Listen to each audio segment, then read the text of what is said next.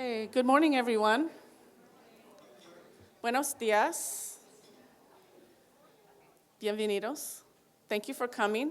I'm Michelle Fideli from First 5 Marin Children and Families Commission, and this is the Marin Communications Forum, our monthly gathering to discuss public policy issues, and glad you were able to join us today to speak about parenting. We have a fabulous panel. We're going to do this talk show style and have our guests speak, and then mostly we want to give you time to ask questions and to have them respond. So please look forward to that. And to begin, I would love to introduce our moderator, Rona Renner. And Rona, Rona, I have a gift for you. This is... Before I start? Yes. Rona is a brand new grandmother, abuela, and I have, this is a new parent gift. But it is in Espanol, so I will get you an otro. No, so the one baby is in Peru. Oh, perfect. Muchas gracias. Beautiful. Thanks, everyone. Thank you, Rona. Well, I'm really glad to be here. It's been a while. It's been many years since I've been here, so thank you to Amy Reich and to Michelle for inviting me. You know, back in the day, I had a radio show called Childhood Matters, and I helped start Nuestros Niños, which was on the air for about 10 years. And, you know, I think I'll say something about why we started those shows, because it's very relevant to what we're doing here today. I was a pediatric nurse at Kaiser in Richmond, and I was trained as a temperament specialist, which is about children's natural style. You know, we've got those spirited kids, the sensitive kids, and we always looked at the fit between the parent and the child. And I was teaching these classes, and they were open to people who were sent by CPS, Child Protective Services, but I never knew who was in the audience. And this class was on discipline. And I always did my classes on discipline with a real lens through culture, because we know that we were all raised differently based on where our parents were from, how they were raised, what was normal. You know, I had this wonderful woman I worked with in Richmond who was from the Philippines, and she was a great mother with a very spirited kid with attention deficit disorder, and she was sent to CPS because she used a belt to discipline her child, and she was raised that way, and to her that was the way to discipline. And so she was coming to my classes. And there were other parents just trying to figure out, you know, if I can't do what my parents did, which was, you know, hit the child or punish them in a certain way, what am I going to do? Maybe put your cell phones on vibrate, okay? And so this class, that night, we were talking, and at the end, I said to the parents, you know, what in particular did you learn tonight? And there was a father in the back of the room, and he raised his hand, and he said, now I know why I shouldn't hurt my child anymore. And I got the chills because he was so authentic, and he spoke from his heart. But through the class, he had realized that hitting or hurting someone, either verbally or physically, was not what kids needed to thrive. And I got the chills, and a little angel tapped me on the shoulder. I'd never had that happen before and never since. And the words were, you have to find a way for parents to hear this man and what he was going through. And that was the beginning. It's a long story I'm not going to get into of how I started the radio show, because I wanted to reach thousands of parents. And I wanted it not to be just about what I knew. I wanted the parents to call in with what they knew, their lived experiences. You know, I believe that parents do the best they can. And, you know, some of us have been raised with trauma, you know, now that we have a lot of people talking about adverse childhood experiences and we get to do those surveys and we're trauma informed. A lot of us realize, you know, we were raised with a fair amount of trauma. And so you come to parenting bringing that. and therefore we all need support. So I think there are some parents coming in, and I'm happy for them to interrupt and come sit down.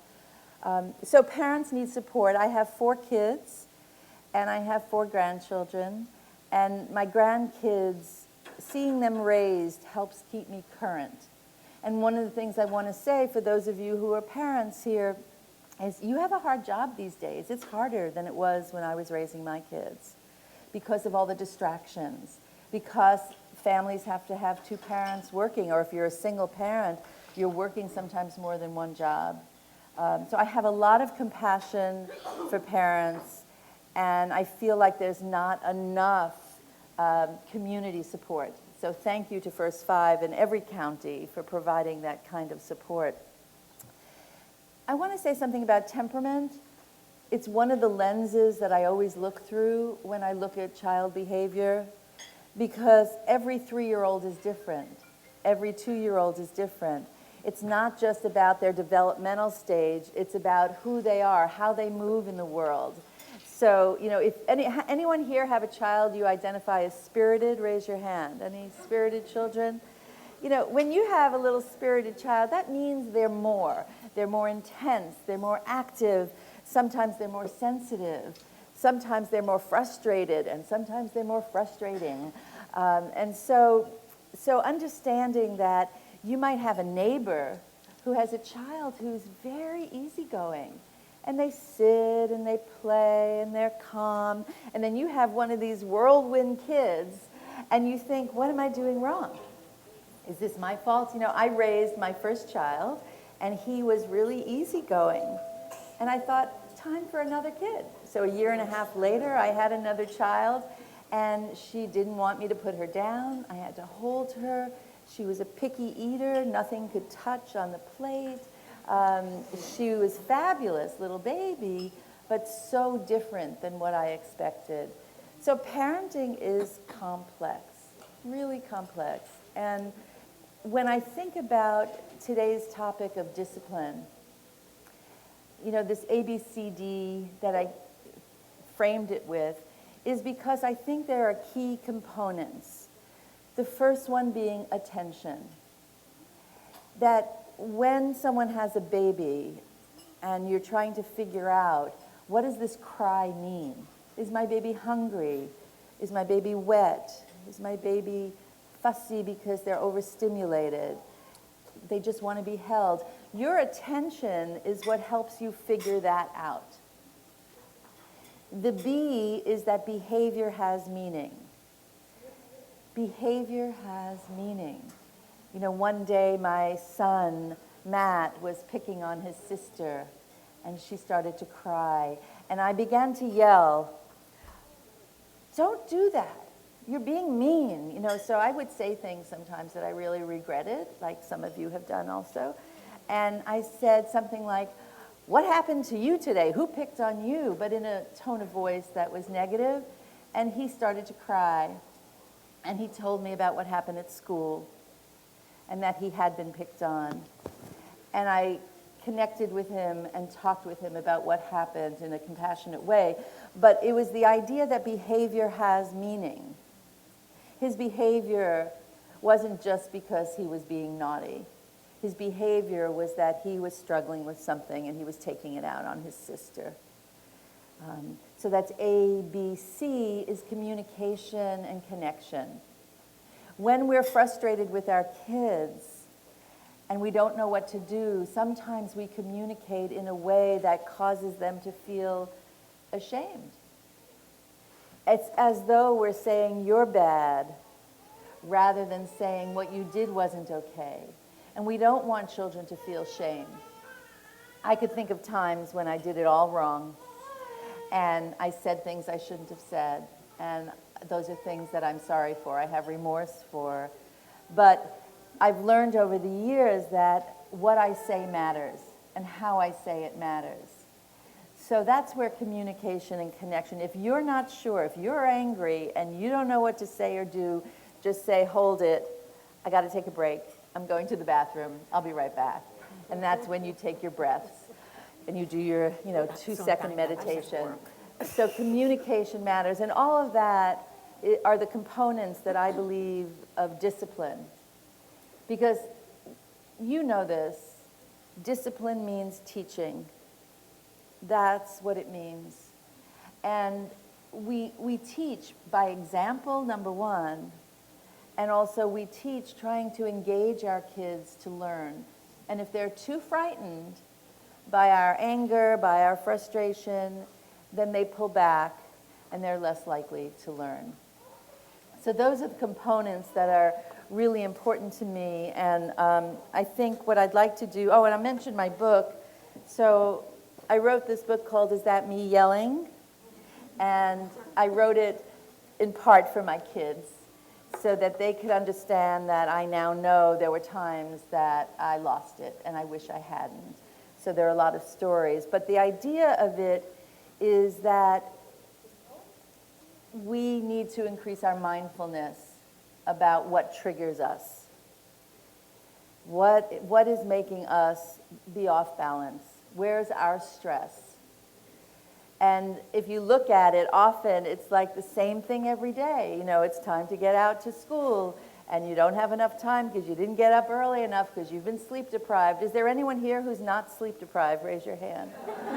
You know, I mean, there are probably some old timers here who, I'm not sleep deprived anymore, but I was for a long, long time. So learning what triggers you is really important. So we'll continue this conversation, and as we go with our wonderful panelists, write down questions you have. There's nothing that, you know, isn't okay to ask. If we can't answer it, we'll tell you. And let me introduce, I think I'll come over here now and be a little less formal. Can everyone see here? Yeah? Okay, we're good. So I'm going to introduce you to our panelists one at a time, and they're going to tell you a little bit about themselves, and also they're going to say something about what they think that parents need in order to raise children to thrive. So my first colleague here is Hilda Castillo. Hilda is the Motherhood Program Coordinator for Family Works, formerly Apple Family Works, which provides compassionate and affordable mental health services that build essential life skills and improve relationships.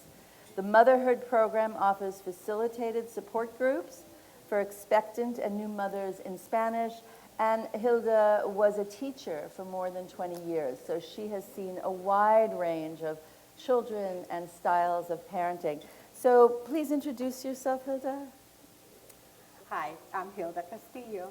But before I said anything, can you hear me? Okay. No? No? Louder? Okay. Okay. Okay. I want to say thank you to the mothers, Latina mothers who are here from the Motherhood Program. So thank you very much for being here today. I want to give them a big applause. Thank you. I am, to begin with, a mother of two boys, and a grandmother of 4. And a teacher. I was a teacher for a long time, and 10 years as a kindergarten teacher. So I feel that I have some knowledge about discipline, or how to discipline your child. But one important thing that I want to mention to you and to be very clear is that here in the United States, the systems that we implemented here to discipline our children is completely different to the way how we, specifically from Latin America, discipline our children. It's completely different. 2 different things. So for Latino parents living in here, creating a new family, or being here with their children, sometimes can be very difficult for them to implement discipline at home the way that will be better for the kids, and specifically living in here. When they come here, they already bring what they experienced, as I did. I grew up in an environment that discipline was number one. We needed to behave correctly. Even at the table, when we were eating, my dad always, we need to eat correctly and never talk with the mouth full of food. So just to give you some examples. So my experience was completely different. And when I came to the United States to go to school, I came with my children, 2 boys. And at home, I was disciplining them the way I was disciplined and the way I learned it and the way I experienced. So I had some conflict with that. And so I needed to learn, because otherwise I could have been in trouble. One thing that we don't know as parents from other countries is that one thing that happened in here, if you discipline your child very hard, the system can take your kids away. And you don't know that. So that is something that, one of the first things that we need to learn. So be careful the way how you discipline your child. So we need to be educated about that. Fortunately, there are many programs, at least today, many programs, and even at a school, and there are many resources available right there. And one example, for example, is the Motherhood Program that support Latina mom. And one of the things that I do in my group is to teach them about discipline, how to discipline the child the best that they can do. So. Thank you so much, Hilda. That's so important. And even from people in the United States who aren't from different countries, were raised differently. But I think what you're bringing up is that how you were disciplined was normal for your upbringing. And the same thing here in the United States. Some of us were disciplined a certain way that was considered normal. And so I think when parents are learning about the right way, as though there's a right way, what we have to keep stepping back and asking ourselves is, what do children need? And how do we help them feel loved and secure? You can still teach them manners and teach them how you want them to be at the table. You know, some families will let the kids run all around because that's their style. That's okay, no judgment. Other families want the kids sitting there and eating properly at the table. That's your choice. But how you do it is really important. So I appreciate that. Thank you. Let's give her a hand. Our next panelist is Shalek Chappill-Nichols.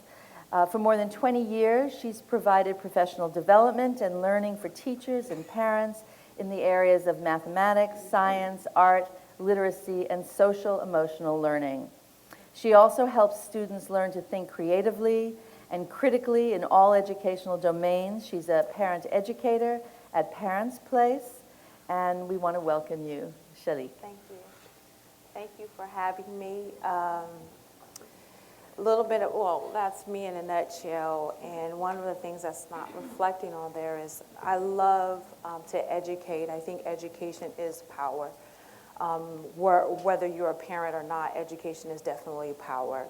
And understanding what you're doing and how you're doing it is important. One of the things that, when I think about discipline, one of the things that I share with parents, and I did a workshop about parents. It was called One-on-One Discipline or something. I made a creative name for it. I talk about that discipline is not something that's negative.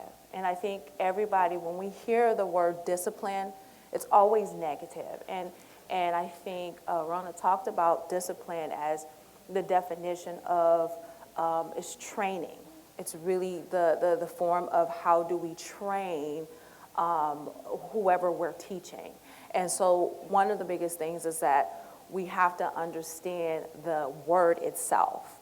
We have to understand that children have to go out into the society. And so how do we teach them how to be productive citizens in whatever country we want them to be in or wherever they live? And so to do that, one of the biggest things that I've learned, and I've talked to parents, and one of the things that's not on there is a lot of parents come to me when they have challenging behaviors. And I talk to them about that's the wonderful thing. And not a parent, and probably because I've been in the classroom for so long, working with children with special needs, with emotional disturbed behaviors, as well as other learning behaviors, also having nephews and nieces, and they're coming to me and asking me questions. I've always talked about building a relationship with our children. That's the most important thing. Why is that important? Because later on, when they get 13, 14, 15, we want them to be able to come to us about anything in situations. And so, and also too, if I need to discipline, if I have built a relationship with my child, now I can give you the correction you need. And I don't want to say discipline like Hilda was talking about that strong arm thing, and I'm just be real, whooping, spanking. Let's call it out. You know, I grew up in a household, you did something wrong, you getting a whooping. It's not no, okay, it's you getting a whooping. And I was a very courteous young lady because I didn't want to get a whooping.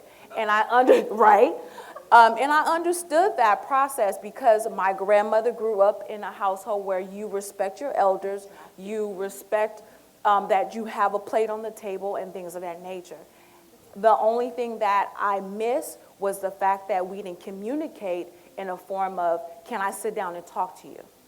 Right. And so that is one of the pieces that I'm working with my mother, with my, I have a younger sister who's 13, we're 13 years apart. And so, of course, as she was growing up, my mom would come to me and ask me questions about how to handle situations. And I will always say, just talk to her. Yeah. Just talk. Just tell them. As infants, as toddlers, we're talking, we're communicating. We're saying, oh, you know, when we're in the store, this is what we do. We're telling them, we're explaining to them what we want to see. And so, as I end, I really want us to think about what is positive about our child. Yes, they may be that spirited child, but that spirited child has something that is very important to your household. And so pinpointing that to focus in on how do we discipline. Yeah. So that's very important. Thank you for that. And, you know, Shalek, what came back to me was when I worked at Kaiser in Richmond, I had many families there, African-American families who I worked with, and they taught me so much. And I remember this, it just came back to me, this father, this really large, handsome man who was there because he had gotten into trouble for spanking his kid and left some marks. And he was very open, and he said to me, he says, you know, Rona, my mother and her mother and grandma and great-grandma, going way back, they needed to make sure their kids listened to them when they said something, because they were dealing with not only slavery, but they were dealing with working for families that if the child misbehaved, they might lose their job. And it became a protective way. In order to protect my child, I need to let them know right away that they have to behave. And he told me that's where his spanking had come from. It was out of protection of his child. And now he was trying to learn that I don't need to do that. Just like you said, I can talk to my child. There isn't such a risk. Now, again, we live in a culture and a time when sometimes we are afraid of what's going to happen to our kids. But there's often a history associated with why parents use the techniques they use. So it's interesting if your parents are still alive, to go back and find out more about why they disciplined in the way they disciplined. So thank you so much for that. Appreciate it. All right, so we have Rommel Carrera with us. He is the Family Engagement and Parent Leadership Coordinator at Parent Services Project. For more than 10 years, Rommel has worked to apply his leadership skills and establish strong relationships with community leaders, foundations, government representatives, and donors that all contribute to the long-term sustainability of community projects. And he was just telling me that he also is doing the parent education piece, Triple P. So tell us a little bit about you and also what you see parents need. Mm-hmm. Yeah. Okay. Good morning, everyone. Buenos días a todos. Based on my experience, right? So I'm from Ecuador, South America. So I came from this country and this culture where all the parents implement discipline based on fears, right? So what is that like? If you don't do this, if you don't follow the rules, then this will be your punishment, right? So, and then when I moved here, and then I took this class about this Triple P. Honestly, I was thinking like, what is this, So this is a program that's gonna teach me how to raise my kids, really? Honestly. So, and I said, okay, I had to check it, I did it. And then when I started running those programs with all the Latino families that I work with, that was amazing, the reactions that they have, I remember one of the time was, after that they run the program, they have 4 different topics. So one of the topics was how to dealing with disobedience, right? So, and then after 3 weeks or 4 weeks, I back to one of the schools where I run the program. And then this lady ran to me, and then she came and hugged me and said, hey, thank you so much. And I was like, sure, but why you're taking me, There's a lot of parents that I work with. So then she said, because I started applying all of these skills and suggestions that you gave it to us with my kid, and now it's working. So his behavior is changing. So, and I say, but what specific was that? And then she said, the piece about communication, the piece about how to transmit my values, connect the values that I have based on respect. So I always ask the parents, so you want to teach your kids, do you want that your kids respect you based on values, or do you want your kids respect you based on fears? So if respect is part of the values that you want to teach your kids, then you have to apply that with example. So you cannot punish your kids. You cannot do physical punishment, right? So you have to implement some other things. So this is what I provide. This is what you have. Why don't you give it a try? So one of the things that Triple P says is when the kids don't listen, you can use, instead of saying no, you can correct in the positive way. So if they say, don't run the house, you say, what is the rule inside the house? Oh, okay, so we had to walk, so kind of that positive side. And also they saying something like, oh, you can use, if the behavior is really hard to control, you can use this time out. So one of the parents told me, I use the time out at home. And I said, really, how's that? And she said, yeah, when my kid is crying and I cannot just control it, I put it in the closet and I adjust the closet, and close the closet. And I You said, put the child in the closet? With the child inside the I closet. thought the parent went in the closet. Right? I was like, no.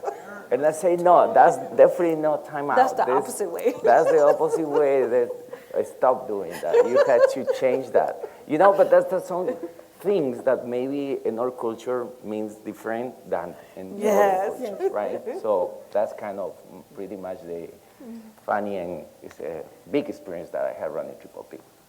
Well, what's so wonderful is to have someone like Rommel who understands and for Hilda, also working with the Latino community here in Marin, that you're coming from a place, I believe, from what you've said, of non-judgment, but you can help parents understand some of the strategies.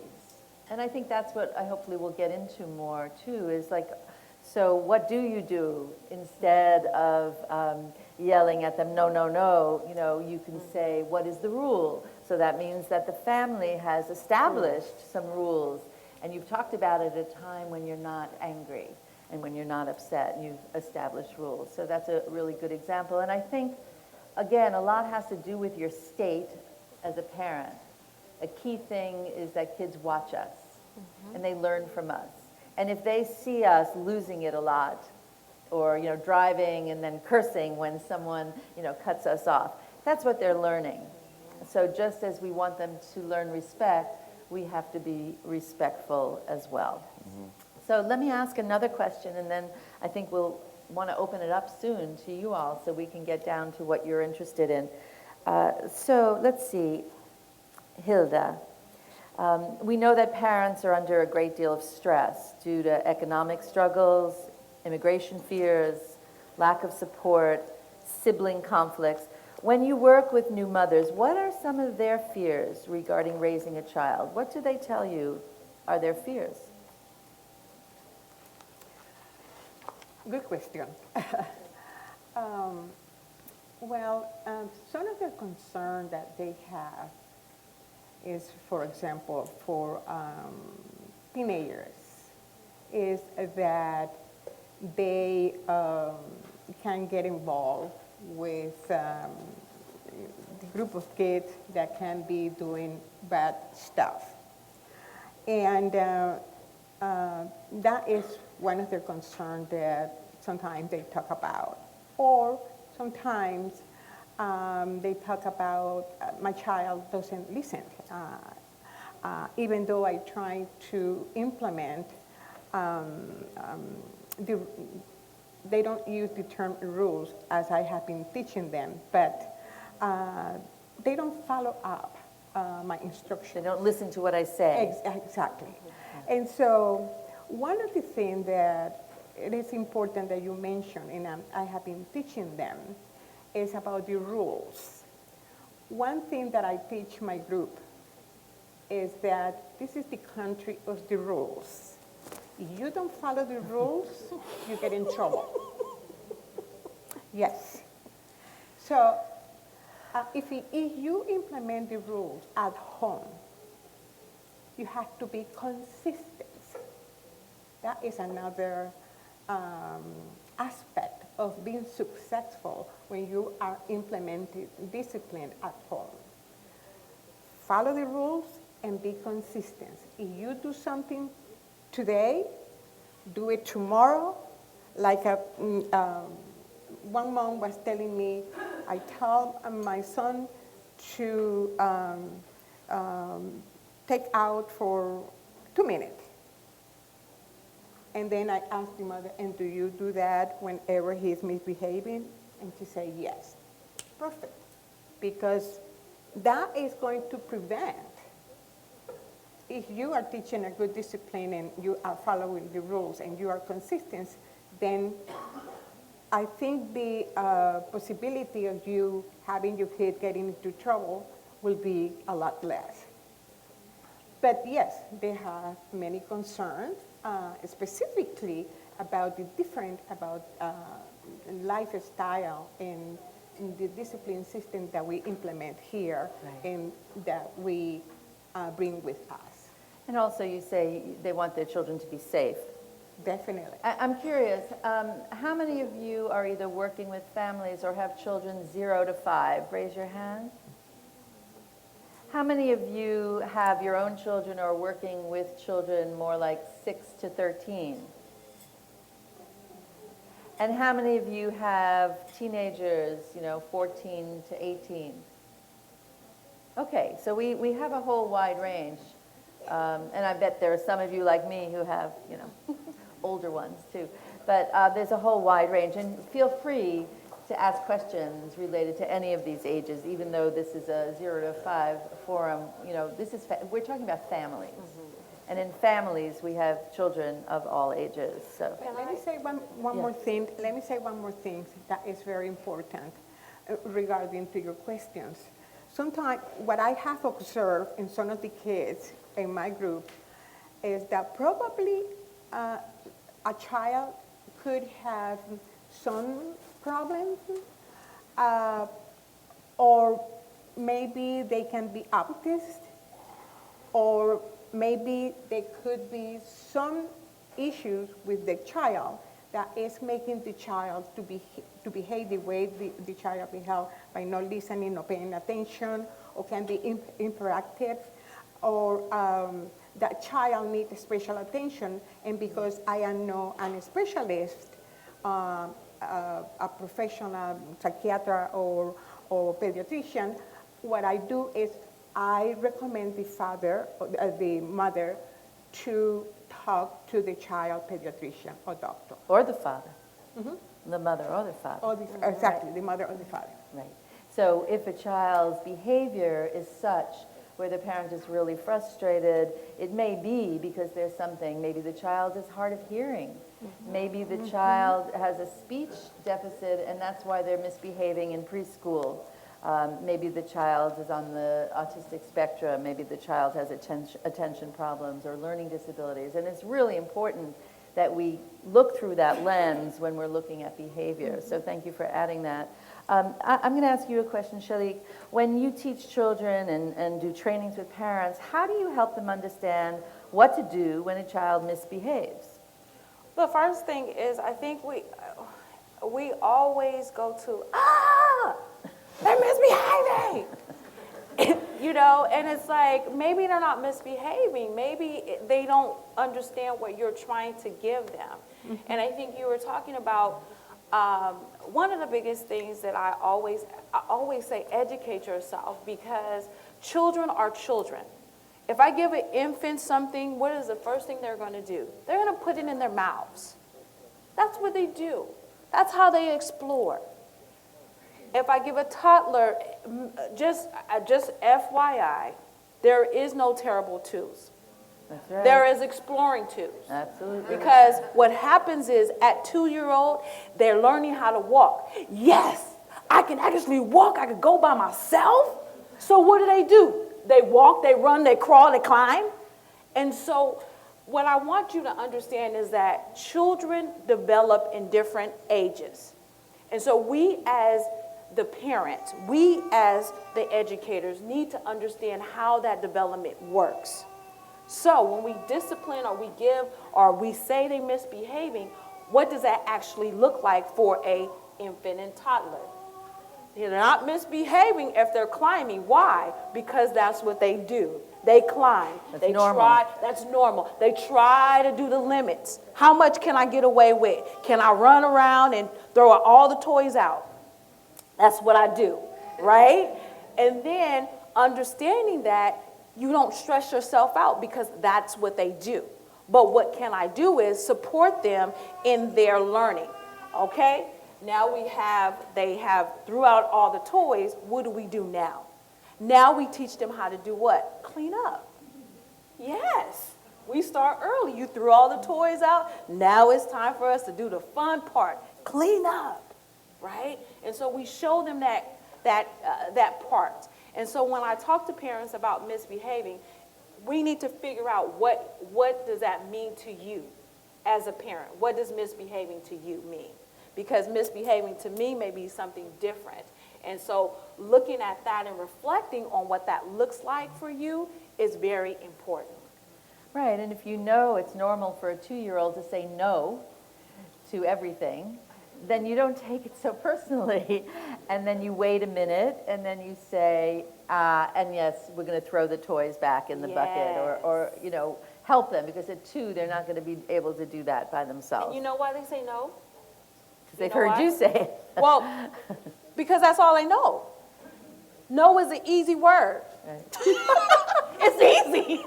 No. And when I say no, what happens? He said no. We freak out. out. It's a yes because we need to clean up. Yeah. No in teaching no. It's okay to say no, but you need to teach the word no. What does that actually mean? Okay. Good, we'll continue with that. There's definitely more on, again, strategies of how to respond when that 4-year-old or 5-year-old says intentionally, I'm not going to do it.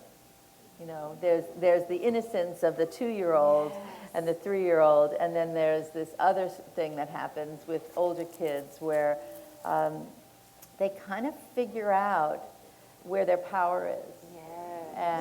And again, that's a good thing because they're learning what a job it is to be a child.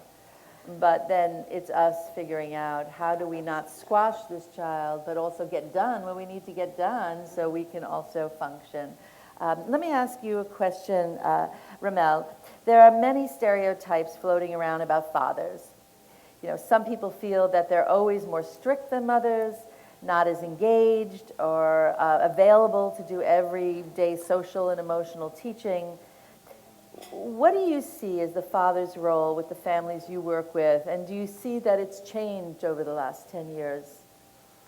Well, you know, one of the things that I see that fathers need more is find a way how to spend time with the kids, right? Because they are here, they are putting themselves in the position that they had to just produce money, right? And then left mom who has to be in charge of the school, mom is who wants to be correcting the kids, because by the time that when the father's back home, they are so tired, they've been working in 2 or 3 different places, right? They just want to sit and have a beer and then watch a TV probably, right?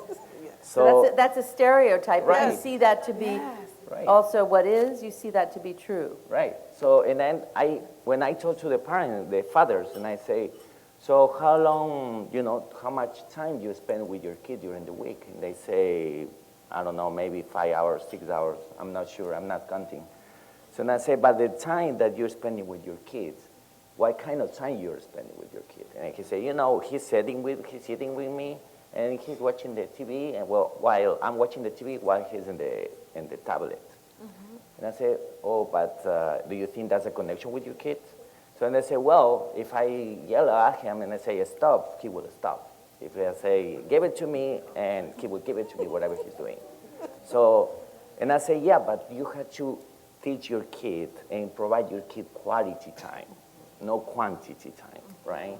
And also you have to be sure that your kid will be, you know, in the position to feel safe by themselves when they are outside, and they had to face all the dangers that are around, right? So I feel like the fathers can teach that the kids if they spend good time with the kids, and also if they want to show them how to be aware for the dangers that are around, right? So, for example, the other day, one of the parents, the father was telling me, I don't know, I don't understand why my kid is so aggressive. And I say, oh, do you think he's aggressive? And he said, yes. And I say, why do you think he's aggressive? And he said, because he's always yelling at me, he always trying to push me, and he doesn't hurt mommy all the time. And I say, oh, okay. So what do you do when that happens? So he says, you know, when I see that, I yell at him and stop. And I say, okay, and what else do you do? And I say, I don't know. I mean, I'm driving, and then sometimes a car just stops right in front of me. I get mad and I yell. And I say, okay, so don't you think that you're teaching some way the aggression to your kid? I say, no, I've done it. I only yell with my wife when we are fighting, but that's at home. And I say, how often you fight with your wife? You know, like 2 or 3 times a week, but that's it. That's not a big deal. But that's regular, right? That's what he said. I say, I don't think it's regular. So based on that, it's how they teach indirectly way to the kids the aggression, right? Right.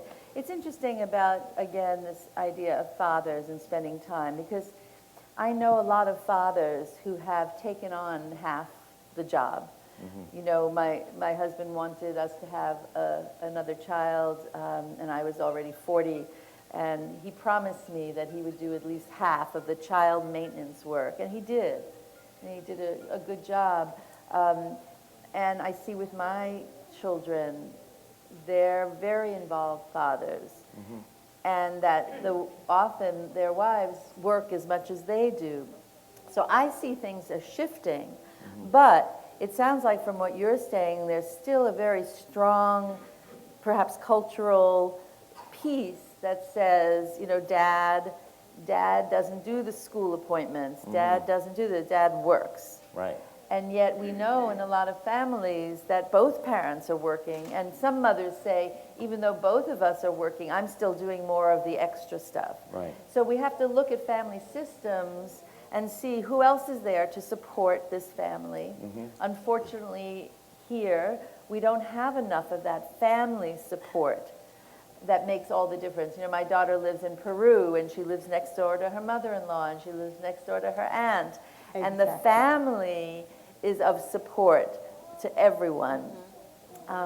So I think you're working with these fathers is really important to be able to say that one-on-one time where the TV is off, where the tablet is down, where we're talking, where we're playing, where we're taking a walk is vital. Just connect with them. And I have to say, you all have such a hard job because of those tablets and phones and TVs.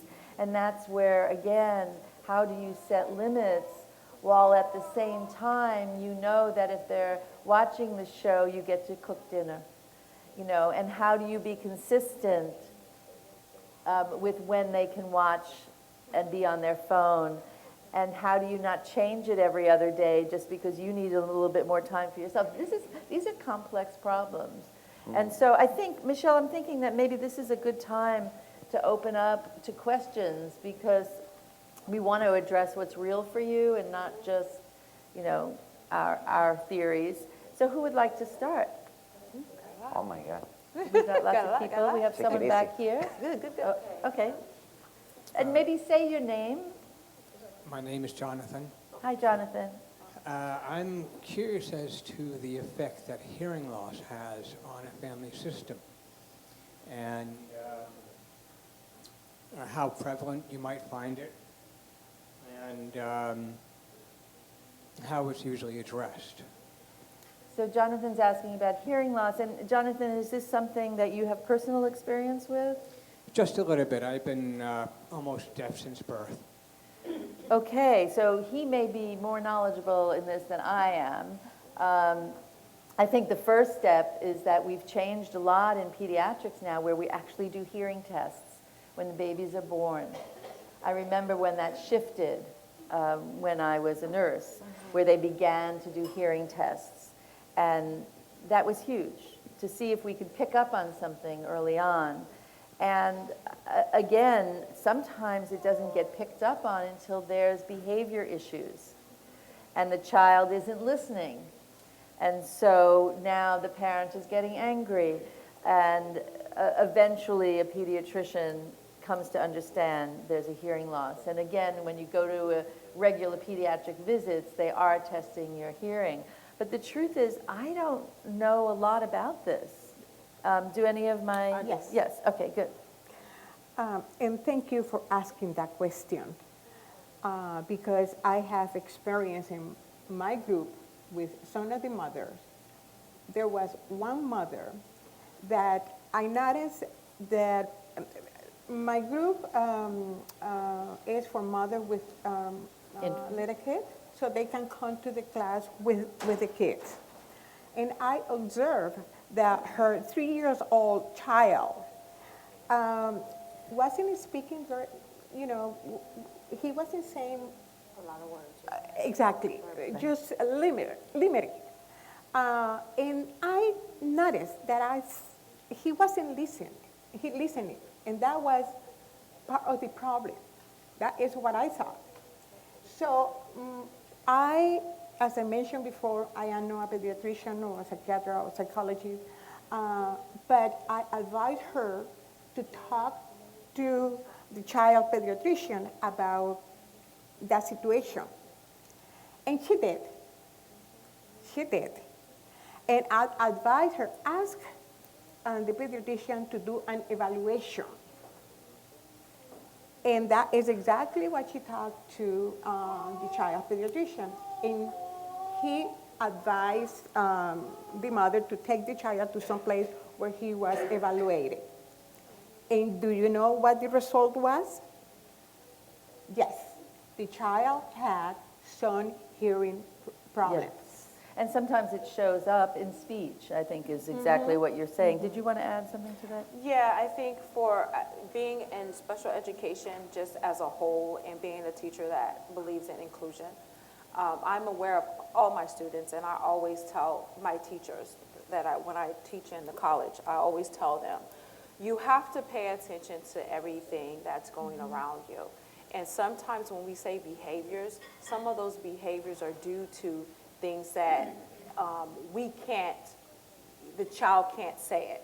So one of my experiences with children, also with hearing as well as sight, is when you call them and they don't respond, or even if they have a lot of different earaches and things of that nature, being able to explain to the parents that you need to go to the doctor and it's okay, and these are the things we have to support children that have hearing loss or deficits, or not deficits, I don't want to say deficits, but have hearing loss and sight. We have a lot of different resources now for that. And I always tell parents, don't freak out. You need to find resources to support your child. I also have, I know ASL as well as I have aunties that speak ASL. That's American Sign Language. And I started to teach children and parents. That's really how I got, when I was in special education, how I got a lot of my students how to speak is using ASL signing. And so you want to make sure that you're paying attention to your child. That's why it's important to have a connection and a relationship, right? Because if you have a connection and a relationship, you will understand that it's not just because they're not listening. It's because they can't hear you. So I want to say early intervention. Many of you know that there are really wonderful programs for early intervention. And sometimes the pediatrician will say, give him some time. But if you as the parent feel like there's something wrong, be the advocate for your child. Don't let the system shut you down. And I just want to thank you. Is there anything you wanted to add for advice for us? Early intervention. Yes. You just said that. Thank you very much. Appreciate it. Let's take another question. Hi, your name is Rona, isn't it? Right, we have the same name. The same name. Yeah. There aren't many of us out there. I know. So I'm hearing a lot of talk to your child, talk to your child.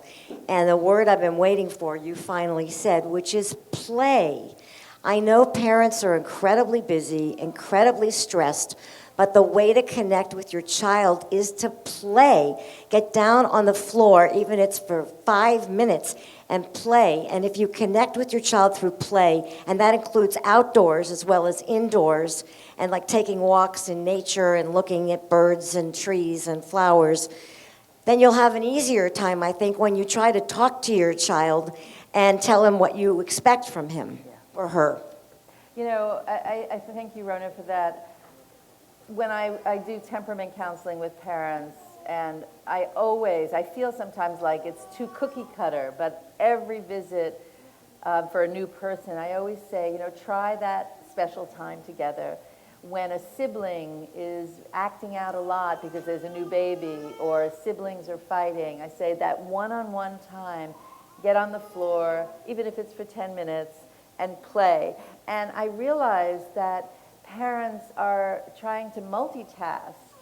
I know, that's what I was trying to fold the wash while I played with my child.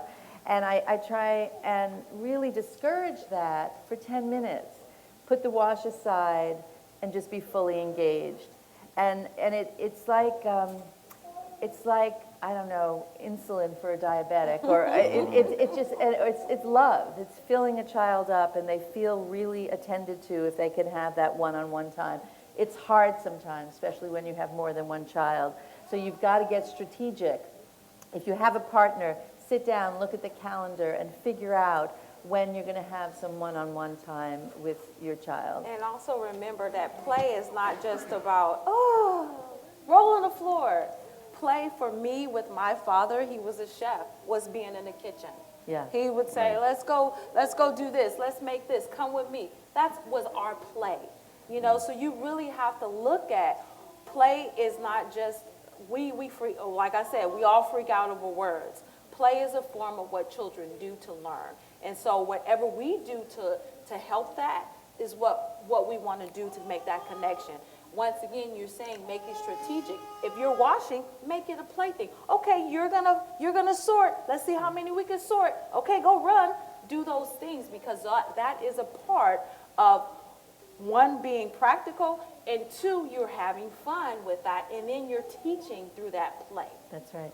And Rommel, I just want to ask Rommel for a Okay. second. Yeah. Is it part of the Triple P program where they talk about that playtime? Yeah, exactly. That's Yeah. what I mean when I said before about the quality time, Yeah. right? So that no matter how long you are out from home, so when you back home, you have to find the way to connect with your kid, right? So playing with your kids is the best way. But also, as you say, you know, like finding activities that can be interesting for the kids, right? So sometimes they're just moving the plates from the table after dinner to put in the disher, right? That's not fun, right? And sometimes the kids just doing, you know, grumpy, like, I don't want to do it, but they do it, right? So and then I always tell the parents, if they did that, then say thank you. Even though they are doing the wrong way, say thank you, because the way you're connecting with your kid, and then you will see the different reactions that the kid will have. Yeah, So thank you. enjoy it every time, even though it's not fun at all. So. Rona, you wanted to ask Yeah, I something? did. So I think a lot of times parents think, is this working? Yeah. Yes, Yeah. you're here. I think parents think that they have to show their child what to do. Children know how to play. And if you take away the screens and give them some things to play with, they will initiate the play, and then you can just join the play. Yeah. And that's really important to develop their imagination. And that's one of the big skills that is needed for pre-reading and eventually reading and writing and doing narratives. It's their play where they develop scenarios. And you don't have to lead. They will lead, but you do it with them. And that develops the relationship and their imagination, and later will serve them when they're during their education. Thank you for that. And, you know, people are saying that when some college students come for jobs, one of the things that seems to be missing is imagination. And we unfortunately may be raising kids who didn't have enough of the creative time that Rona's talking about. Let's take another question. Hi. Yes. What's your name? Yes, my name is, my name is Craig Yates. I'm an advocate for seniors and disabled. I think the biggest problem, Take your time. sorry about that. That's okay. I think the biggest problem with parents today is how to interact with technology. Cell phones should not be on at home. Parents are the worst offenders of playing with cell phones at home. Cell phones should be deposited into a basket, turned off, and not turned back on until they go out. Thank you. Yes, so this is a big topic here, right? And I think I'll have all of us address it. I just want to start out by saying, again, we have to start with us. We can't expect our children to turn off their things when we're hooked and we're on all the time. I think the first step is observing. Because again, I don't like to use too many shoulds and I don't like to criticize parents. But I agree with you that we're in deep trouble with how technology has taken us away from connection and from learning. But I have to start with myself. With my grandson who just got a phone, I say to him, please put that away. And then 5 minutes later, I'm out on my phone. And I think to myself, gotcha. You know, I have to be mindful and decide what I'm going to do to change before I could then just tell him to change. And yet, their brains are developing in a very different way than mine is. Yes. And I'm afraid. I feel frightened about the impact, even though we know there's positive stuff that goes on as well. But you bring a very important point. Go ahead, Hilda. Yes, I'm glad that that was mentioned, because one of the concerns that I have today is about even though progress is fantastic, Say it again? but Progress? progress. Okay.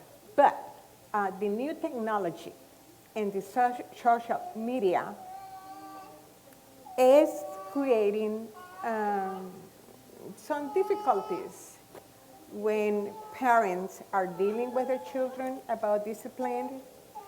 Social media and technology, I think the new technology is making our kids to spend a lot of time on the phone, and even some parents, and I'm not criticizing parents, but sometimes in order for them to keep the child quiet, they will give the cell phone with those programs that they have in the cell phone. And so now our children are spending from an early age Very time just watching and watching and watching and watching on the cell phone or in the tablet. And I think that is also contributing to child discipline, a good discipline, I think. So Rommel, So I feel like, you had to set the rules home. That's basic. That's so it. That's it right there. you cannot just deny the option the kids to get access to the technology, because they found technology in the schools, they found technology everywhere. That's it. TV, marketing, it. everywhere is technology, right? So I think if you set the rules and provide some times that allow the kids can play with that, then there's a good way to control. Correct. And also it's a good way for you to learn more about technology, so in that way you can find more programs that can help you to check what your kid is doing while he's using the cell phone and navigating in internet, right? So in that way you can put some restrictions in those programs. There's an app that you can download and then just let the kid use these specific websites where they can find games, where they can read, where they can, so I want to mention Common Sense Media. For those of you, most of you have heard of it. Some of you may not. There's also, you can find it in Spanish. You could have Maria Alvarez come out here and do a talk in Spanish on Common Sense Media. There's a lot of information there about how to set the limits that you're talking about, how to put limits on the phones, on the tablets. But you and your partner, if you have a partner, you have to really get serious about it, because you have to do the work around what are our rules at home. Do we have a basket so that no one takes their phone to the bedroom with them? And then your teenager is going to say, wait, I use it as an alarm clock in the morning. And then you have to say, I will buy you an alarm clock. I will buy you an alarm clock. But our rule in our house is that everyone's phone gets in the basket, because your sleep is being disturbed. Your friends are texting you all night long. And I'm not going to let that happen to you, because I want you to be healthy and happy and safe. And Go I ahead. do want to say that, okay, first of all, technology is not bad. That's right. Technology, the definition of technology is something that it helps human need. Okay, so devices and tablets and TVs and all of those, that's just one part of technology. And so what we have to, once again, going back to educating ourselves on what we're doing. What's the use of the phone? The use of the phone was for so we can communicate with each other, so I don't have to send this to the mail and the pony goes off and then we won't get them that way. So we have to understand what we're doing and how we're using that. And you hit it on the nose. We as parents, we as who we are the ones that establish that rule or whatever, expectations or whatever. Because at the end of the day, when a child goes to college, they're going to use technology. And they need to know how to use it in a proper way. Yeah. And if they don't know, it ties them up. I know a lot of times that I'm passionate about this because I think that a lot of us misuse the fact that children know how to use computers. It's an awesome thing. It's up to us to navigate and challenge them to use it in a proper way. When they go to college, they are behind because they don't know how to use the computer in a proper way. And so that hinders them from getting the A's and B's that they need because people have been telling them, no, no, no, don't use a phone, don't do this. No, teach them how to use it correctly, when they need to use it, and then when they go to college, then they can have what they need to apply and learn how to navigate through different avenues so they can get that A and B. But I Be want safe. to ask the audience here. Exactly. How many, we can talk about setting limits and putting the phones away and the use of technology. How many of you honestly feel worn down by your kids as it relates to technology? Raise your hand if you feel worn down. Yeah, I mean, I think it's important that we put out our philosophies about this, Yeah. but I also want to understand that you feel worn down in part, I think, because you're working a lot and your kids are persistent and it's so attractive. So I want you to keep thinking about how to use technology in an educational way. So when my grandson does a video of his Legos and he can make a little video of it moving, I feel good about that. Yes, because exactly. he's being creative, he's being innovative, but when he sits there like a zombie looking at the game, I feel less good about that. Yes. I just feel like, there's passing of time. And I remember with my kids, when they were growing up, we'd have no TV Wednesdays. And they would complain, and they hated it, but we shut the TVs off on Wednesdays, and the next thing we knew, we were playing board games, and we were laughing, and going for a walk or having fun.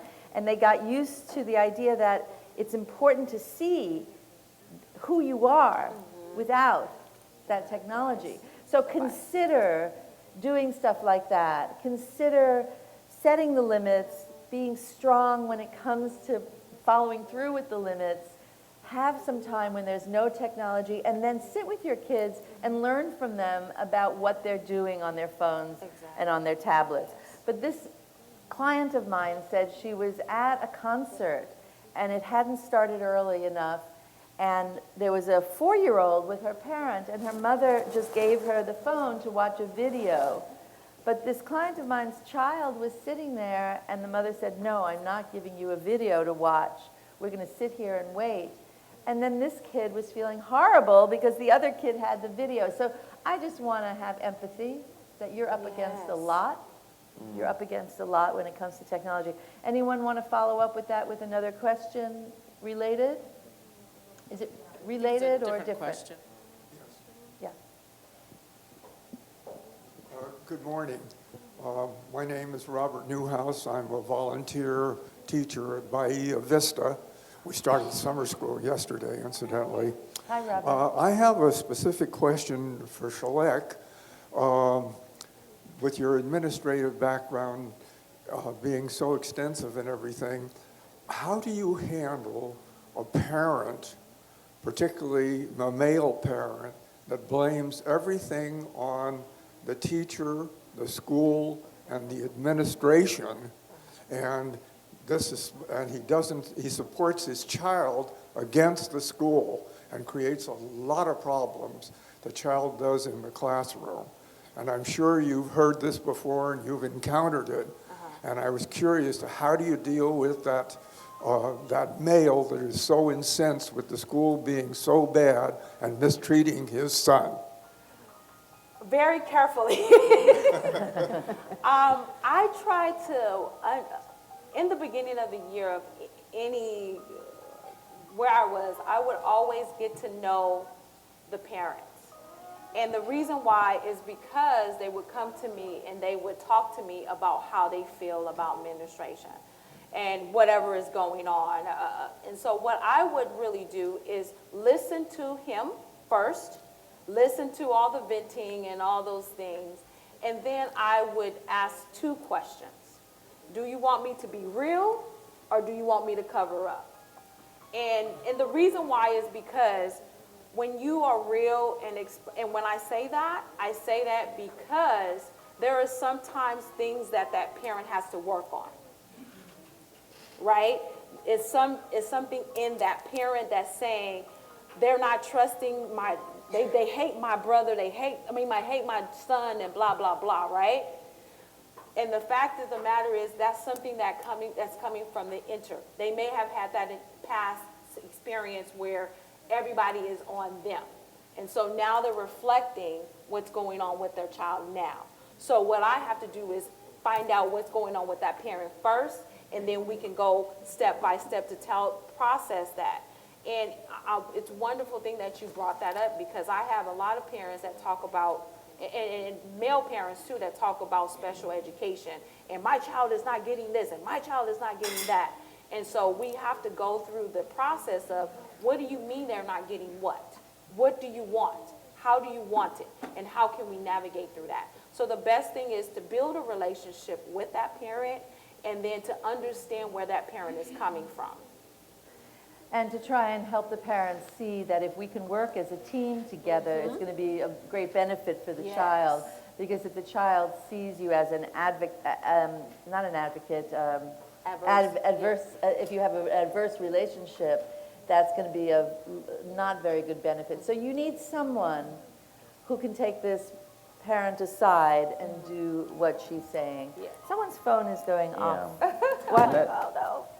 Well, we have had I several think it's my meetings phone. with the principal and the teacher and what have you, with this particular parent, et cetera, and he remains so belligerent. Yeah. And So we can talk offline. Yeah. Oh. Because I could talk to that. Okay. And I love those parents. Okay. At the end, they love me. And the reason is because they need to be heard, and they have their points, and then we'll talk through that process. So That's great. We can Talk talk some more offline. about it with her. I think And that's also, perfect. sometimes the parents don't understand the education system too. Yes. Because they don't have time to get involved in the school, and then we receive the scores for the kids, and they see they have C, B, D, they went mad to the school, right? To say, hey, what's going on here?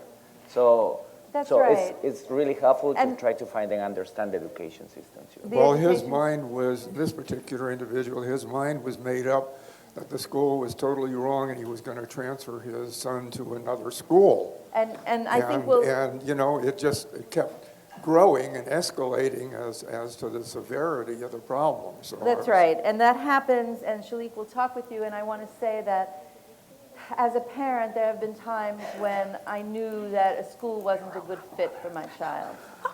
And so you have to differentiate, is this a problem with this parent's temperament and temper, or is this really a problem with a poor fit as well? Oh, that's very interesting. So you can talk about that. I think you had a question. Thank you. Thank you so much. Hi, my name is Lovely Nakaoka. I am a parent, and I'm actually going to piggyback off of, I can't remember your name.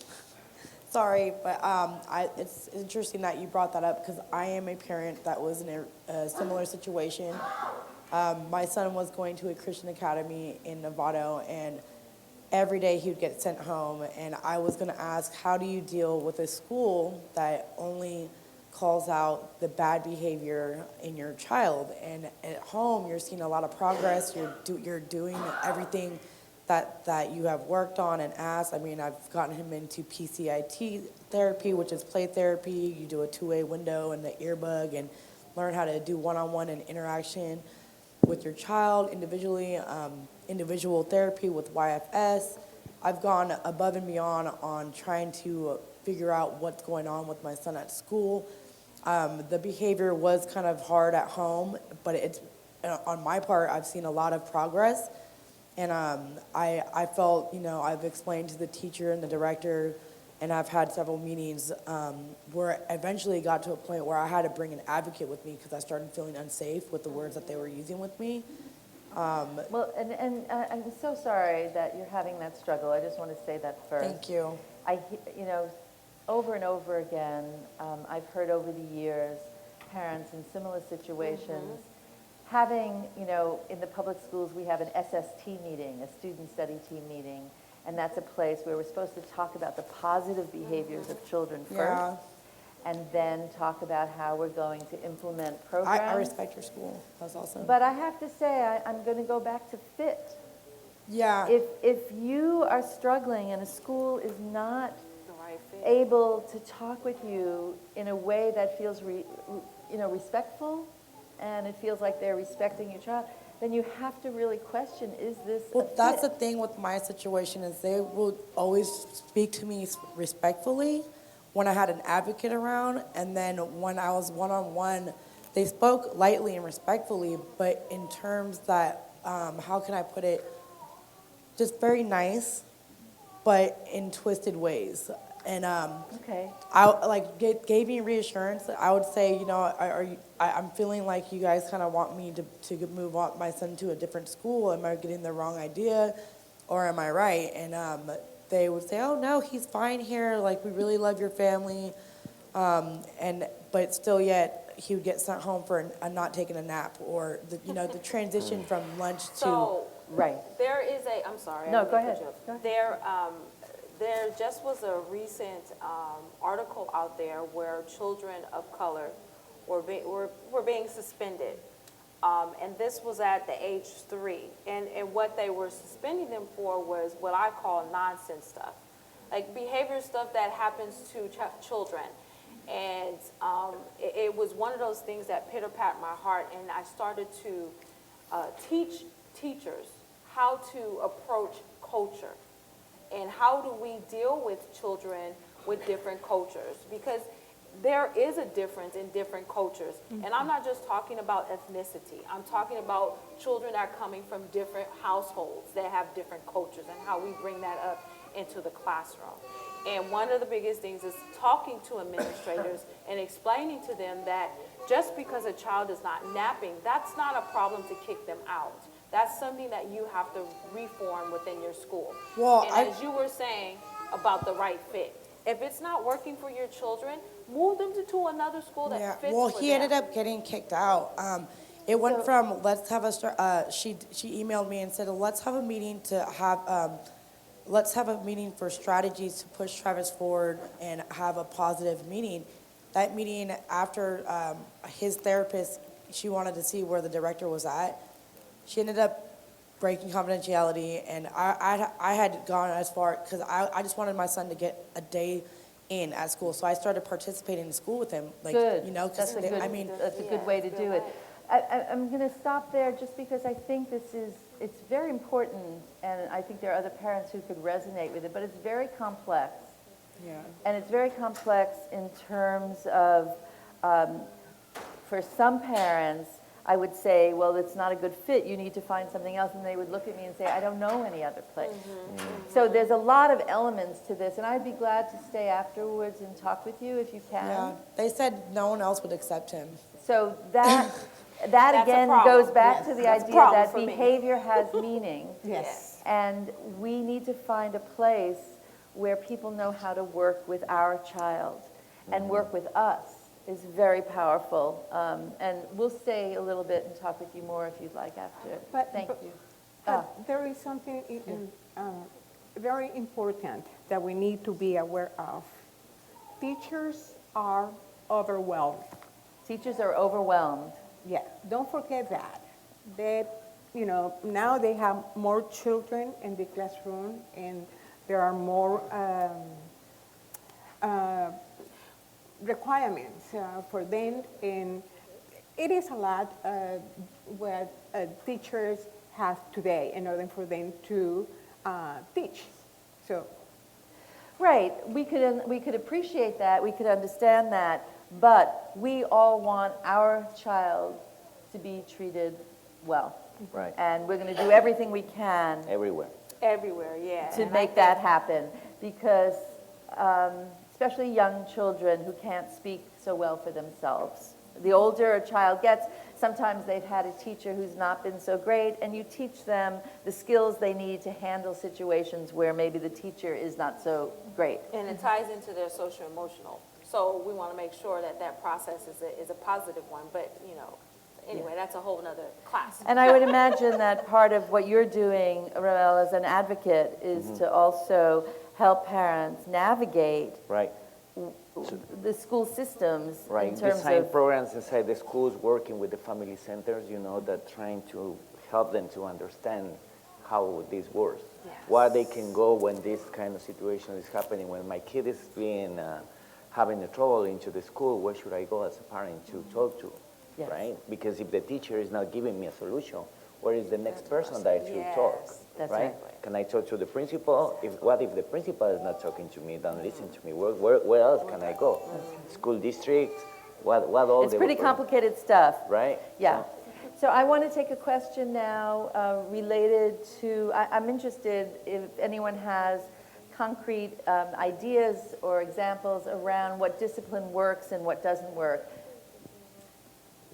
I have a question that is actually not addressed many times. Thank you very much for the panel of information. But there are sometimes kids that fall in the cracks. So we're talking, well, she's not here, but the lady, the mom, there's many cases like that everywhere. I've seen it everywhere at schools, daycares, in the park, homes. The children have different disorders, and they're not noticeable. They're seen like, this kid has too much energy or is having a hard time listening. But there's the attention deficit disorder. There's a anxiety.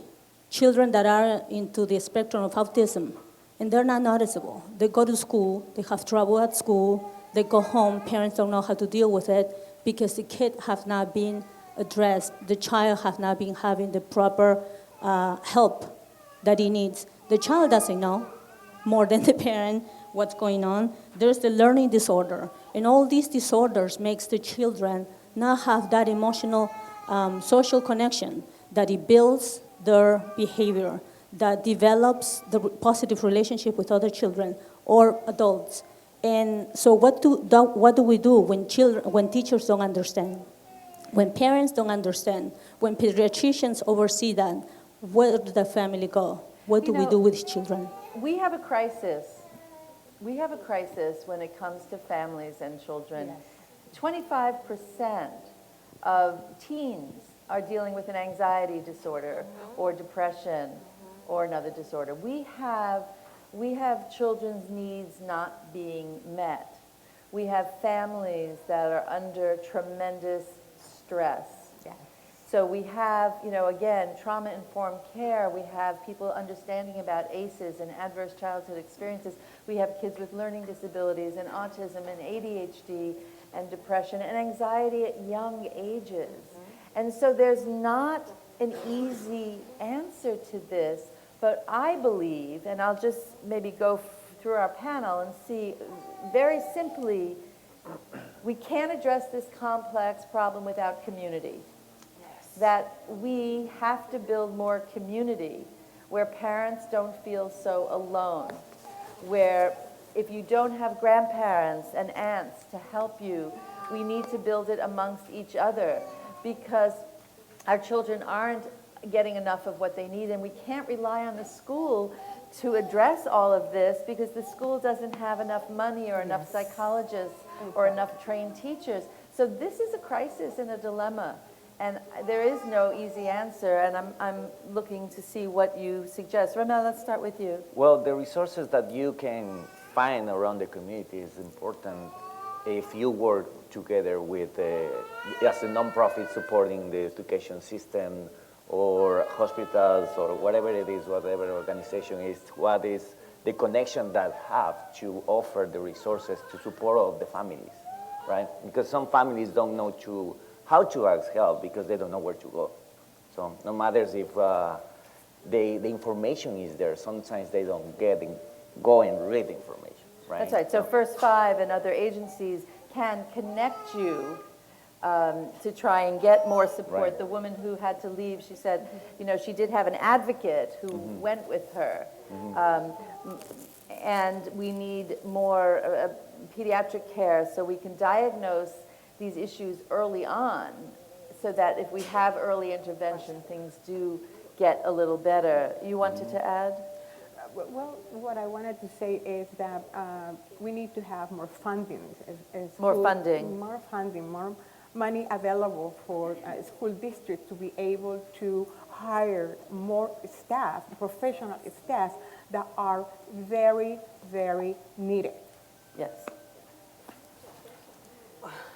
As you said, yeah, I have a lot, but as you said, this issue is not just one we're going to handle right now. It's really an issue of what school district you're in, what resources they have, what resources they connect within the community. And as I started off by saying, as parents, we have to educate ourselves. We have to be involved with our children, and we have to understand that if we see something, ask about it. If we notice something, ask about it, and then and go from there.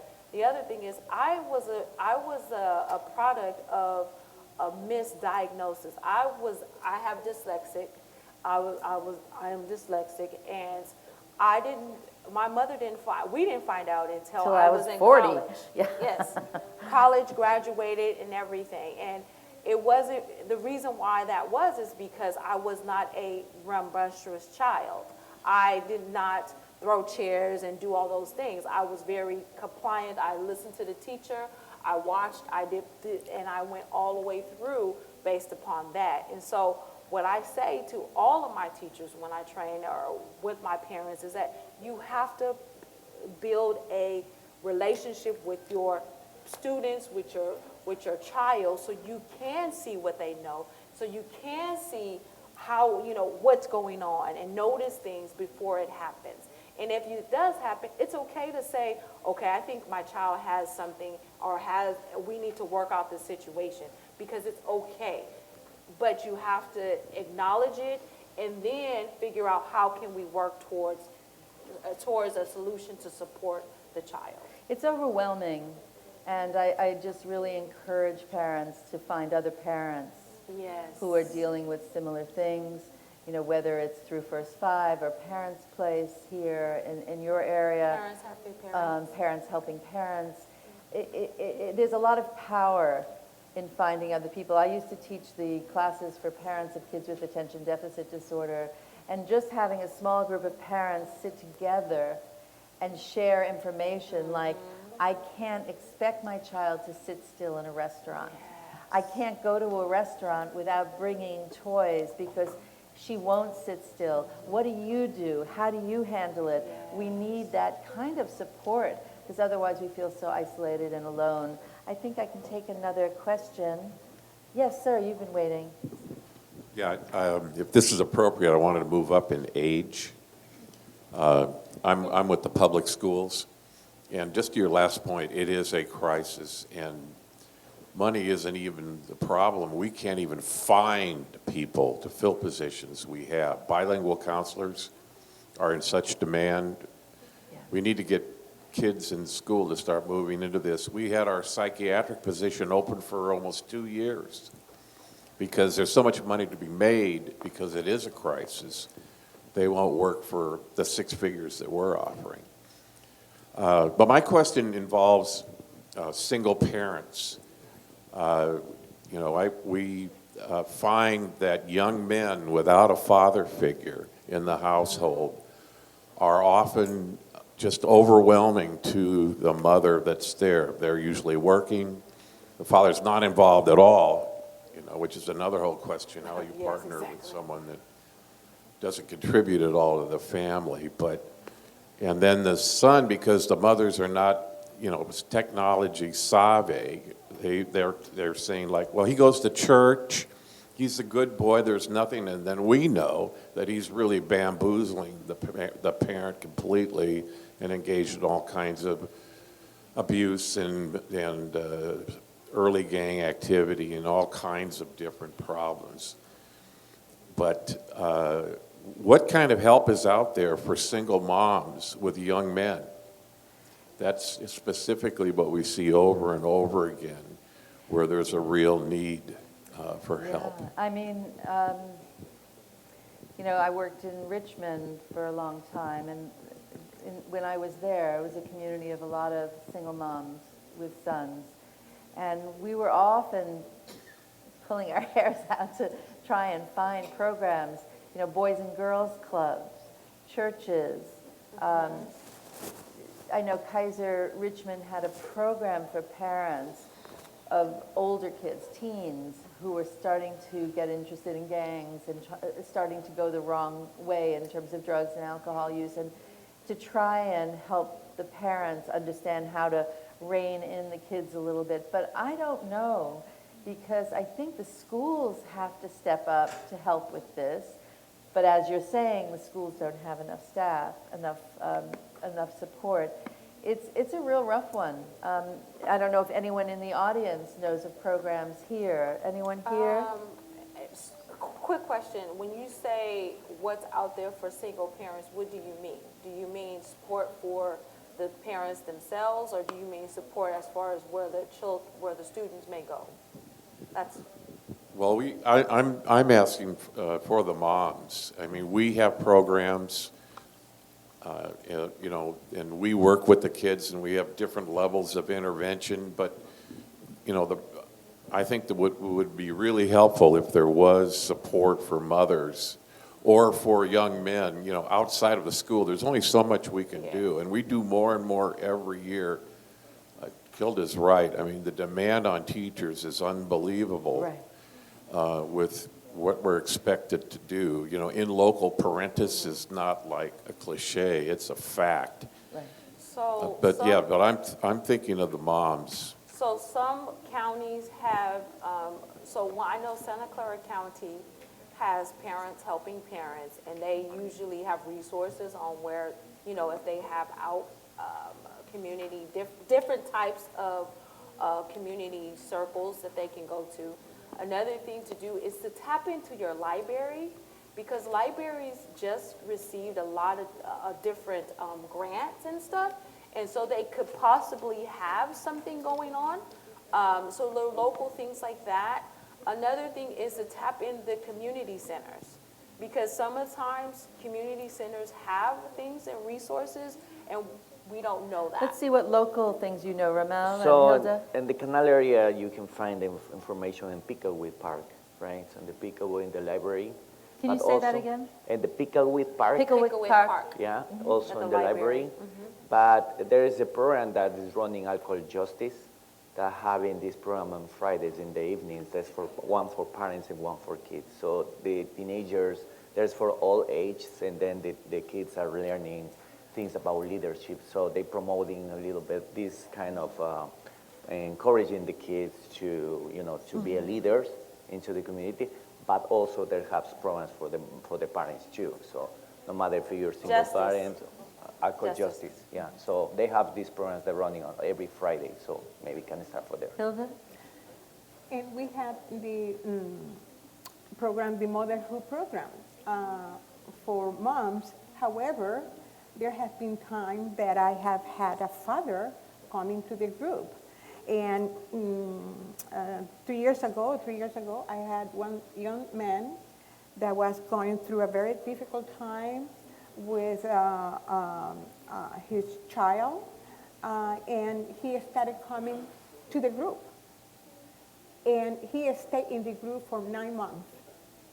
Does it matter how old the children are? Is it just for parents of young children? Yes, up to 3 years old. So for teenagers, not so many things available for parents. Yeah, but they can come, and I have right now the majority of them have teenagers. They have young children and teenagers. And young children. So it's very helpful. It's very helpful because they are getting the support not only from me, but from the other parents. Yes. So they can listen to them, or they can advise, okay, do it this way. That's what's needed. Maybe Amy or Michelle know.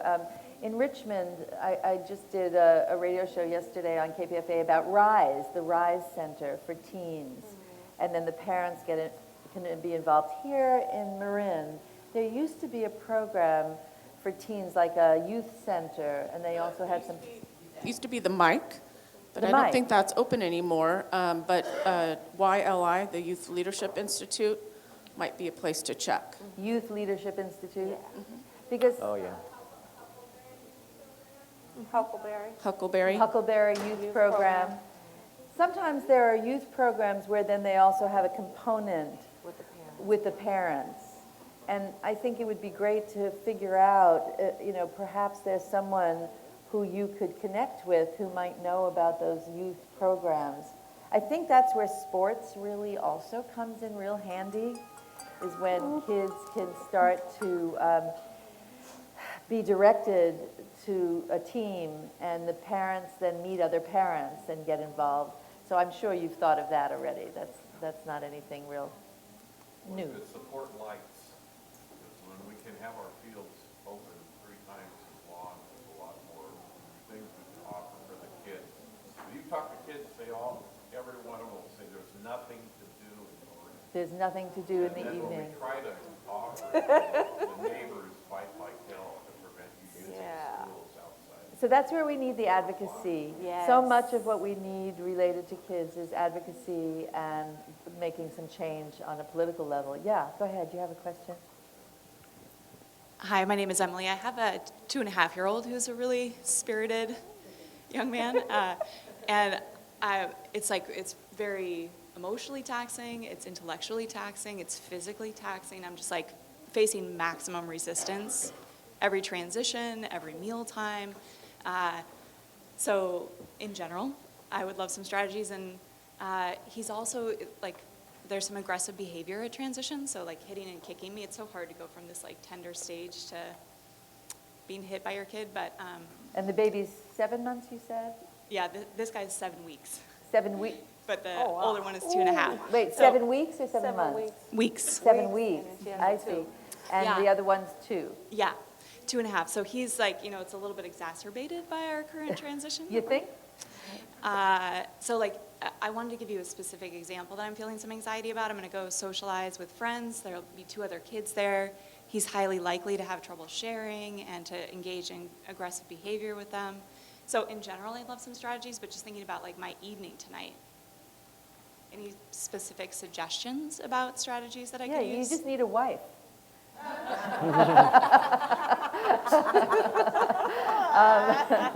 But let's see. Another one. I mean, if you have a partner, you need another one. That's what I meant by it. I think what happens, especially with spirited kids, and a baby comes along, is one thing to always put in place, if you can, is have someone else holding the baby, if you have a partner or a grandma around, just so that you have some hands-free time with this 2-year-old. It helps a little. Yes. It always helps a little. But some kids have trouble with transitions.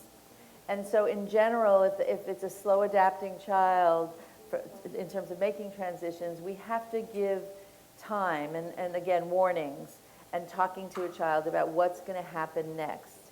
Now, he's still young. He's 2.5, you said, and he has his own mind about how things are going to go. But as much as possible, let him know about what's going to happen next, and see if you could get him involved in getting the shoes ready, to make that transition, get him involved in what he can do, and have low expectations.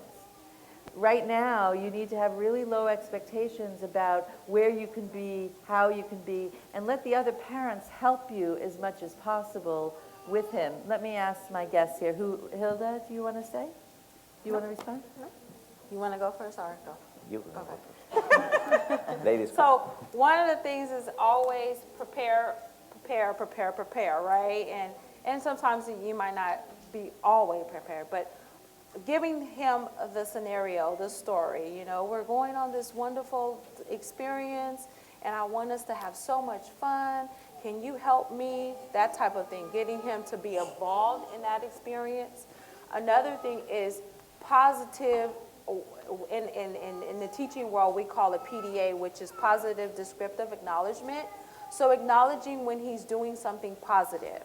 So even if it's little thing like putting something away, or something small. Oh wow, you know what? I like when or you can say, I always say I like, but you can say, wow, you're putting your toys away. That's being really friendly. So giving him the descriptive thing that you want him to do so he can start hearing that. And instead of, I don't know if you do the negative thing, but instead of that, make it the positive thing. And then once again, talk about this experience of going to your friends and having fun. We're going to learn, and remember, and this is a news flash, sharing, not everybody shares. So don't go in saying, okay, you got to share everything, right? But give him expectations on how that looks with the other kids. And then Okay. sometimes it's taking turns, not Exactly. sharing. You're Exactly. actually counting. I'll count to 10, you could play with this, and now the other child has it. And it's like teaching, teaching, teaching. Hilda, did you want to add anything? Or Yeah, Rommel? and promote the good behaviors that the kid has. Yes. Right. So thanks all the time, and give it some attention too. That's important. So find something that the three of you can do it, while the baby and the other kid. So maybe the oldest one can help you to see how you change the diaper or activities like that, so that he feels that he is also important at the same time. Yeah. I think, yes, and then I'll say, I think that the other thing is important is that we, when we take something away or we're saying no about something, that we have a yes. So keep that in mind when there's something that the child can't do, that you don't want them to do, that we have something that they can do. And just, that's a good model to have. You wanted to add to that? No, I have 2 questions. You have 2 questions. Okay, let's see, time-wise, we have 1 question there and 1 question there. Okay, let's go. We're going to go fast now. Oh my gosh. All right, so much pressure. So I guess I just, oh, she's leaving. Okay, never mind. So back to the question about the dads or being semi-absent, I wanted to say that my name is Elizabeth Clark, by the way, I'm in private practice, but I've had a lot of luck talking to single moms raising teenage boys and, preteen boys, helping them identify uncles, brothers, other members in the community who can also serve as, quasi-father figures or male role models. Yes. So that's been really helpful because I think our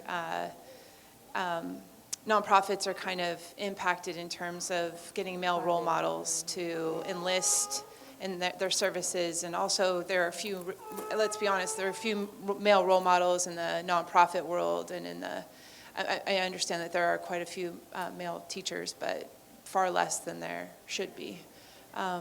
Good. Yes. So I just wanted to say that. And then secondly, I wanted to add, earlier we were talking about attention and behavior, communication, discipline related to screen time. And I'm seeing a huge prevalence in my practice of teenagers and preteens having, I would definitely call it an addiction to screens.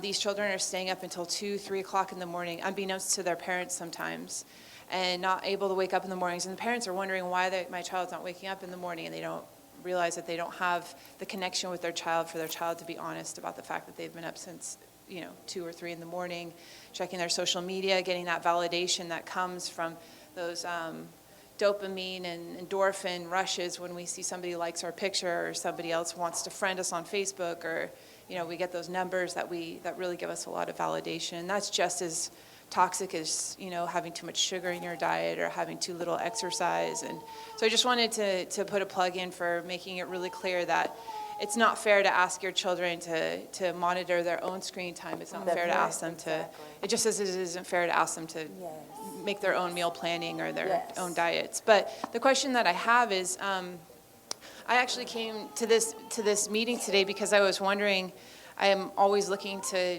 sort of understand exactly what social services are in my community and what services they are offering. And I know Family Works. I know I worked for Parent Services Project, Parents Place. So I was wondering what kind of programs and services each of your agencies offer for these kids that are kind of struggling. I understand the contributions that you all make to the companies you work for, but what in a bigger, I'm looking for folks who do psychological evaluations, I'm looking for groups for my kids, I'm looking for... So are there no, is there no what do I want to say? A sheet of Resource. paper, resource that has these listed. I mean, that's really interesting. that Yeah, you're those asking. go in and out of date all the time. I mean, once upon a time, there was PCIT everywhere in this community, and now you can't find it. Rommel and I just did Triple P all together with a cohort of like 20 other people, and now I know that Rommel's pretty much the only one really doing them. I mean, Marin Community Clinic has a few, but I think it's hard to know. That's a real issue, and I wonder who can address that on a Marin County level. I mean, your program, what do they offer? We offer support to mothers Mothers? that are going through difficult time and depression. Can you hear her? No, we can't. No, you're, This is the motherhood program is a support group for moms who are dealing with serious issue of postpartum or postpartum syndrome or depression or dealing with other issues related to immigration. But Family Works has a lot of services, right? So I was wondering if you could share maybe more Family Works services as a whole. And the Parent Services Project also has other programs. Is So that we, right? Yeah, we have these programs that I was mentioning you on Wednesday. We have these therapies that's coming to support the families. So you have to just call and make an appointment, and you will have a free therapist time into the office. And the other program that we have is the 0 to 5 years old. We run in this program. It's called Learning Together that we have in the Picklewood Park. It's for now it's closed in the summer, but we will back in September to open again this program. And we have another program. It's called Raising a Reader, but again, that's more of the work that we do is pretty much in the school. So, but in terms of service, that we have the therapies on Wednesdays there. so I think that you are a perfect person because of the work you do and the needs you have to figure out who you can go to in this county to get you an updated list. I think that's essential because as a therapist, you need those resources, right? And then you don't have time to be calling 10 numbers that are out of order. That's why I'm here. I know, exactly. One of the things that and you I'm saying is that I don't think on this forum, we have limited resources right here. We have 2 agencies that are represented, but I hear your need, and I think it's really important that you're bringing this up. How can I think the county, I would go to the county and say who there. You have to go to the county. Can do Because this. the county has resources for that. The county. has begun such a thing. Great. And I think the Children's Health Development Plan that goes Children Health Development Plan, is that what you said? Just a moment. Lenora, you want to repeat? I'm sorry. I just wanted to say that the new CHDP director has begun such a list, and we're talking about it in the early intervention team. There's such a list that already exists, so to work on that. Maybe you can search also in the Canal Welcome Center. They have pretty much kind of a big picture of all the nonprofits that we have around the San Rafael. Okay, But so I think Michelle can help with that kind of information as well. yes? Right. I'll check in with Marin County Health and Human Services, and I'll ask them to with you and I can connect also, but I'll ask them to post information on the event page for this forum on Facebook. And then you also have my email at the bottom, so if anyone wants information, if you send me an email, so I'll ask the county what they have. Yeah. And Because we've got you and other folks here need to have what you need to be able to refer your clients to. And thank you for what you said about screen time and dopamine, and that's where you have programs on phones that you can lock down the phone and only have certain times when a teen has access to it. And I appreciate everything you said about that. This is our last question. Oh, thank you. I have 2 girls, and my older one is 10 years old, and she is wearing hearing aids. And She what? Hearing aids. Hearing aids. Yeah, and she's doing very good, and public school system is supporting a lot. But she's a little bit anxious about her studies and all when compared with the other kids, because she doesn't want to miss anything. And when I checked with the doctor, they said everything is normal, and about her anxiety. About her anxiety. Anxiety, she's normal, but I feel little different from when compared with the other girls. So I wanted to, is there any way to, is there any thing, anyone, should I go and meet, like, as to, no, services, like, you have other mom services, student services. So I just wanted to.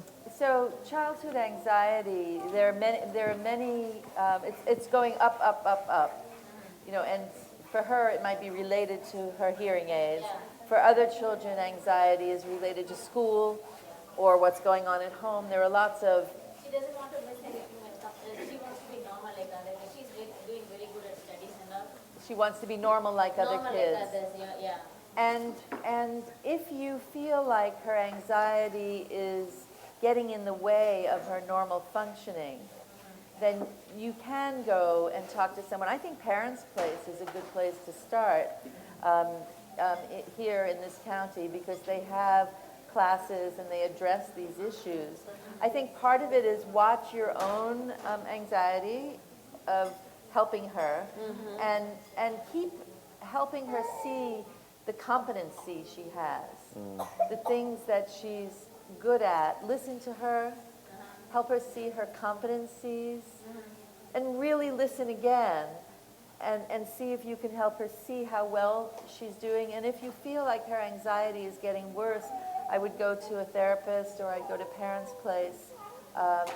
But it's natural for her to want to feel like she can do what other people can do.